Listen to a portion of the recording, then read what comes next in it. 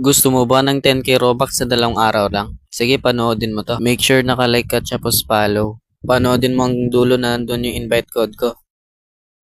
Una mo ang gawin dito, mag-search ka ng Lemur browser. By the way, ito nga pala yung code ko, ANAPFSG. Tapos yung ita-type mo dito is Chrome web browser. Yung pinakauna dyan, pindutin mo. Ayan. Tapos ang lit ng search dyan, hanapin mo, nasa taas lang. Tapos isa-search mo Roblox Raw Earn.